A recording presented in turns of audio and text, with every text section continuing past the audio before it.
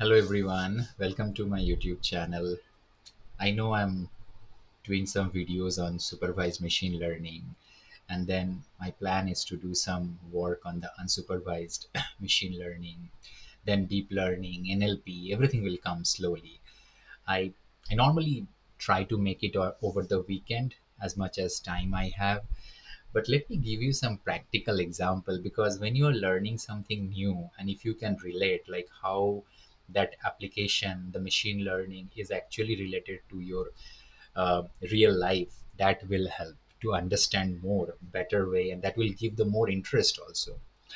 So I live actually in Columbus, Ohio region. I have some credit cards. I was traveling to Las Vegas, Nevada, and I was in a bit of hurry, so I do not inform my bank that I'm traveling.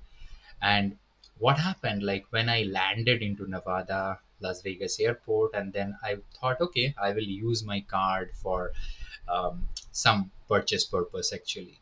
When I used my card, it was not working. And I got a message that, okay, there is some fraud alert, and are you the right person, and this kind of thing. So just think about this, how quickly the machine, like once I swipe my card, the machine understands that okay, there is something fraud probably happening, and it sends me alert.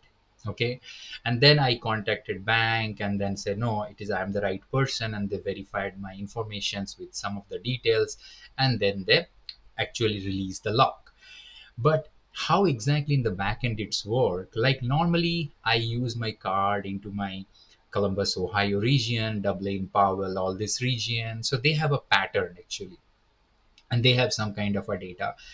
And based on that, they have some algorithm to classify a transaction, whether it is a valid transaction or invalid transaction, like a fraud transaction or not a fraud transactions. So when they found that okay, suddenly the person's transactions is actually coming from Las Vegas, Nevada, there may be possibility that somebody probably stole my card and doing some transactions there.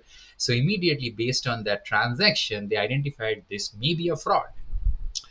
So in this case, they send me a notification. So this is the way the machine learning is actually working, and it's actually helping every day in our life.